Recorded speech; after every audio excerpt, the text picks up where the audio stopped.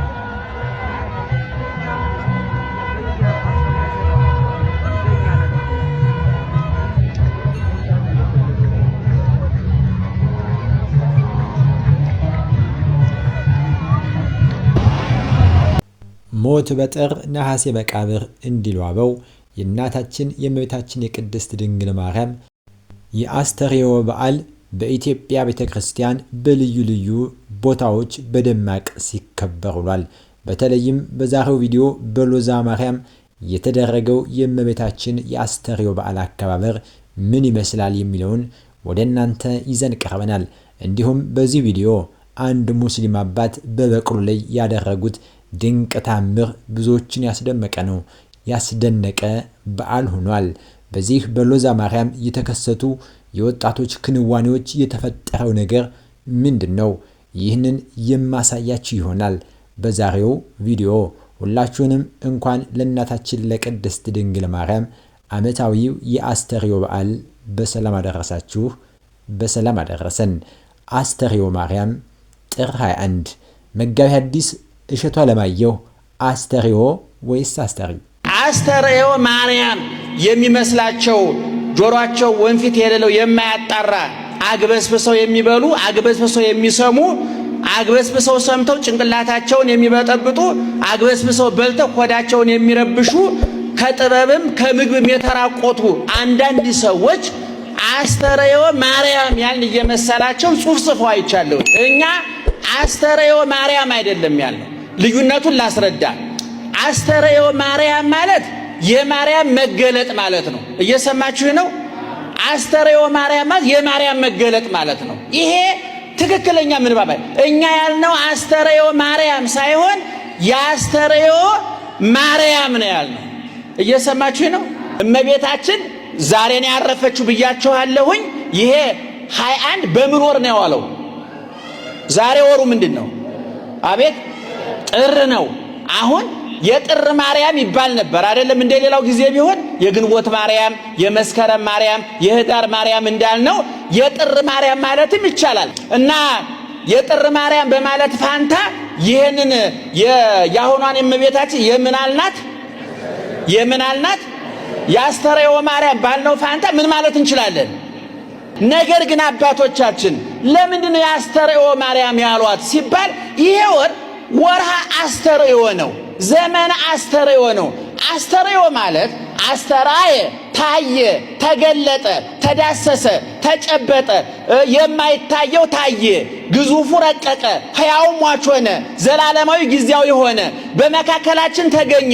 ሩቅ የነበረው እግዚአብሔር፣ ከሰማየ ሰማያት በላይ የነበረው እግዚአብሔር፣ መላእክት እንኳን አይናቸውን ሞልተው ሊያዩት ያልቻሉት እግዚአብሔር፣ ረቂቁ እግዚአብሔር፣ ሰማይ ዙፋኑ፣ ምድር የእግሩ መረገጫ የሆነችለት እግዚአብሔር አሁን በዘመነ ሐዲስ በዘመነ መገለጥ ግን ያ እግዚአብሔር የሚያበላው እግዚአብሔር የሚራብ ሆኖ መጣ።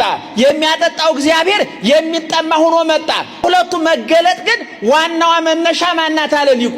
የእመቤታችን ማህፀን አነጻጾ ተናገረ ሊቁ። ስለዚህ እመቤታችን የአስተርዮ ማርያም ትባላለች። ሌላው መጋቢ ሐዲስ እግዚአብሔር አምላክ ቃለ ሕይወትን ያሰማልን፣ ረጅም ዘመን እድሜ ጤና ያድልልን፣ እንዲህ ያለውን ጸጋ በእውነት ያብዛልን። አስተርዮ ማርያምና የአስተርዮ ማርያም የሚለውን ልዩነት ቁልጭ አድርገው ነግረውናል። ስለዚህ ሁላችንም ከዛሬ ጀምሮ የአስተርዮ ማርያም እያለን ልንጠራ ይሁን።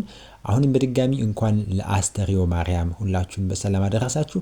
እስቲ ኮሜንት ላይ እንኳን ለአስተርዮ ማርያም አደረሳችሁ፣ እንኳን አደረሰን እንባባል። የአስተርዮ ማርያም ትልቅ በዓል ነው። የመገለጥ ዘመን የመገለጥ በዓል ስለሆነ ማለት ነው። ሁላችንም ለዚህ በዓል ስላደረሰን እግዚአብሔርን እያመሰግን እንኳን ለአስተርዮ ማርያም አደረሳችሁ ያልነው ኮሜንቱን እናጥለቅልቀው።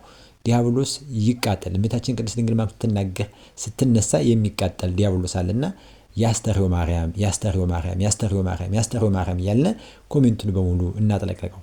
እንግዲህ አንድ ሙስሊም ያደረጉትን ድንቅ ነገር ላሳያችሁ። እናንተም ሰው እኛም ሰው አብረን መብላት፣ አብረን መጠጣት፣ አብረን መግባባት። አያለው ከበደ ግዛ ምን እያደረጉ ነው የተገናኘ ነው? እዚህ ታቦትና ከበር ሙስሊም ነኝ። ሙስሊም ነዎት? ከየት አካባቢ ነው የመጡት? ለስንት ዓመት ነው ይሄንን በዓል ሲያከብሩ እዚህ የኖሩት? 10 ዓመት ይሆነኛል። ያውም ይበልጣል። ለ10 ዓመታት ያክል እያከበሩ ሳያቋርጡ አሉ። ምን ይሎታል ወዳጅ ዘመዶቹ? ወዳጅ ዘመድ ምን ይለኛል? በጣም ጥሩ ነው። እንደው እርስዎ ሙስሊም ስለሆኑ እንዴት ታቦት ያጅባሉ ብለው አይወቅሶትም? ምን ብለው ይቆጣሉ? አተ ክርስቲያን ነው። እኔ ሰላም ነኝ። እናቶትስ? አሁን እናቴ ሰላም ናት። አባቴም በኋላ ሰለመ። በኋላ ሰለመ። በቃ ምን ይሰማዎታል? እንደው ደስታ ነው።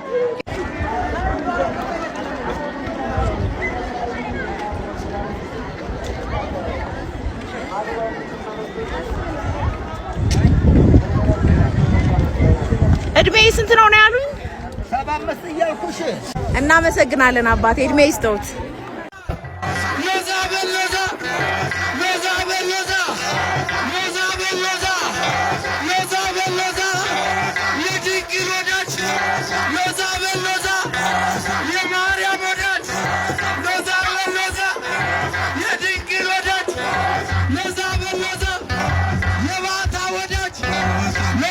Loza,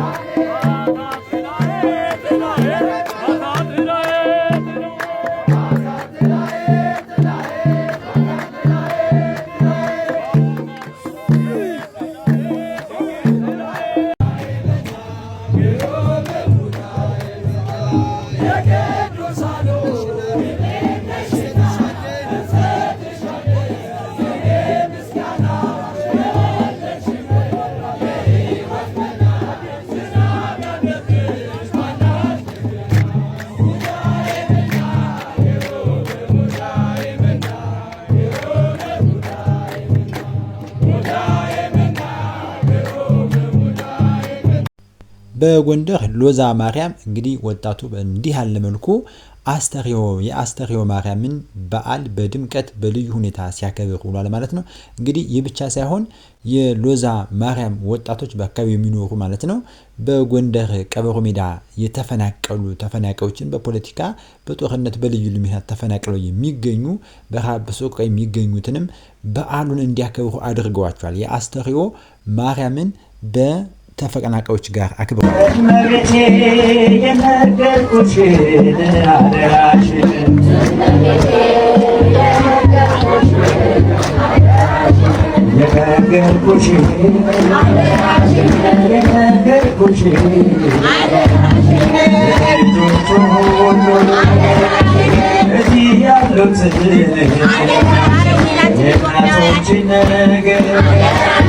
የሕፃናቱን ያረጋውያኑ የወጣቱ ነገር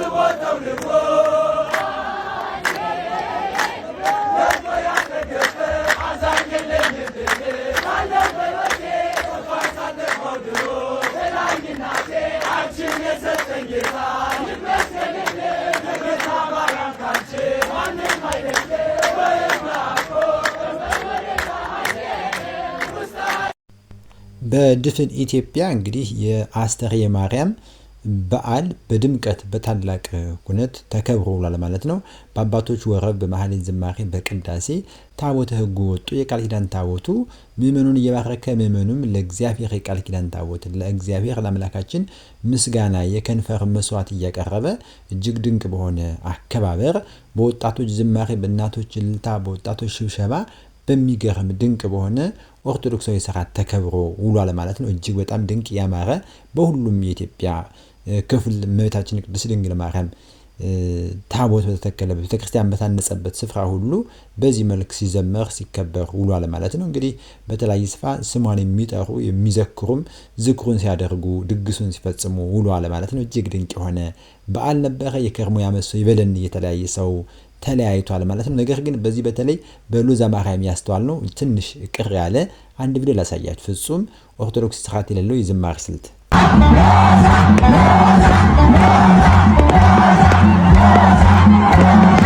ለዝዬ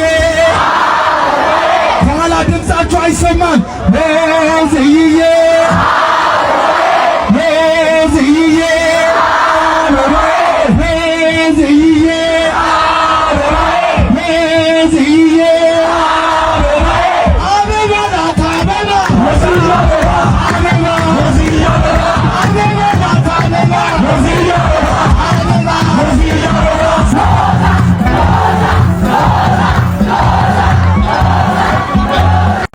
ይህ አይነት ዝማሬና እንቅስቃሴ ትንሽ ከኦርቶዶክሳዊ ስርዓት ያፈነገጠ ወጣ ያለ ነው። ልክ ቼልሲ አርሰናል የተባለ ስታዲየም ውስጥ እንደሚጨፈሩ እንደሚጮው አይነት ያለው ዝላዩም እጅግ በጣም ስርዓተ ክርስቲያን ያልጠበቀ ሆኖ በዛሬው በዓል ተከራማን ወጣቶች እንዲህ አይነት ድምቀት ያለውን በዓል ስናከብር ከስርዓተ ክርስቲያን እንዳይወጣ ሙቀት ሳይሆን የመንፈስ ቅዱስ መነቃቃት ነው እንጂ ሙቀትና ጩኸት ሆይታው በልክ መሆን መቻል አለበት። እንደምትመለከቱት ዝላዩ ትክክል አይደለም።